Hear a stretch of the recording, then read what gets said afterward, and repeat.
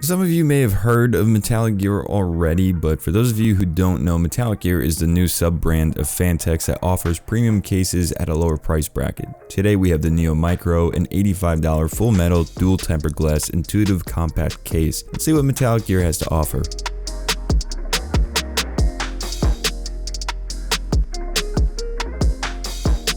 Hey, what's up guys, my name is JD from JDTechGear and welcome back to the channel where we discuss PC passion, reviews, guides, mods, and more. So if you're into that sort of thing, consider subscribing and checking out the rest of the channel. The Neo Micro is a micro ATX case that offers itself just $15 under the $100 price bracket. There are a lot of options around this price tier, so how does the Neo Micro stack up against this competitive price range? For starters, the entire enclosure is made out of aluminum and steel with very little plastic. It's incredibly rigid, but the outer panels are entirely aluminum as well with a light sandblasted finish. There's two tempered glass side panels with portions blacked out appropriately to hide the PSU on the PC side and to hide the PSU cables on the rear side. The panels removed with 4 thumb screws, which is traditional. It's easy enough, but I've seen cases like the Inwin 101 at a $70 price point use much easier methods than thumb screws. The front I/O is located on the frame of the case with standard headphone jacks, 2 USB 3.0 ports, and a reset button. It would be nice to see USB Type-C on here, but this I/O will do. The top panel is where the power button is located, as well as the RGB light controller. There's no RGB within the case, but if you include Phanteks RGB strips in your build, this can control those. The larger button is the power button, and the smaller is of course the RGB controller. There's no top panel removal, but the front panel removes by simply pulling it off from the edges. This case includes one 120mm fan, which is nice, but you'll definitely need more than one fan for adequate airflow. Phanteks does make decent fans, so this one would be worth keeping. Fan support is okay for a micro ATX case with support up to two 120mm fans in the front and one 120mm fan in the rear. Radiator support is the same. CPU height clearance goes up to 160mm and GPU clearance is 360mm and PSU clearance is up to 180mm. The case makes good room for the size that it is and the perfect size for a micro ATX enclosure in my opinion. Drive support is also decent with up to two 2.5-inch drives on the PSU shroud and two 3.5-inch drives underneath the shroud. The HDD cage is also removable, which is a really nice bonus. The drive cage is accessible once the front panel is pulled off, and the trays slide out easily for installation. And the SSD trays just slide off the screw post for installation, which is absolutely seamless. The build experience was really nice and easy even without the removal of the top panel. Cable management was very easy as well. There's cable cutouts in all the spots that you would need, and I mean that. Every part of the motherboard is accessible for cable cutouts. Also, the cable routing is done beautifully with the inclusion of Velcro straps to channel all the cables. The EPS power cable will be too short to reach around the cable channeling, so there is an included extension cable for your CPU power connector. This seems very well thought out and again, intuitive. This plays into the entire build quality factor. This case has outstanding quality from almost every aspect. The entire case is refined with ease of use and solid materials throughout. I mean, this is made by Phanteks, so it shouldn't be any surprise, but it is nice to see Metallic Gear adopting the build quality of Phanteks into their own sub-brand at this lower price tier. Now let's talk about one of its weak points, airflow. The sides of the front panel are the only place for airflow in the front, along with a cutout on the bottom of the case. Here are the temp results. Even though I'm only using an i3-8100, higher TDP parts can easily be getting toasty within this case. I would have liked to have seen better airflow, honestly. Maybe ventilation that wraps to the front of the front panel rather than the narrow sides. The front airflow does have a built-in dust filter, which is nice, and there is a dust filter that spans throughout the entirety of the case on the bottom that pulls out by the PSU shroud. This case has a lot to offer and makes a very appealing entry at $85 in my eyes. The build quality is superb, the ease of use and refinement is refreshing. The aesthetic is mostly familiar with Phanteks' recent cases. The airflow is lackluster, but overall this is a very nice case regardless. This will come down to your personal preferences and what type of parts you're using, but I'm sure most Ryzen parts will do okay in this case. Otherwise, the Neo Micro is a great entry to start off the Metallic Gear brand. If you guys are new here and you want to see more content like this, consider subscribing for more. Thank you all for watching. I'll catch you guys in the next one.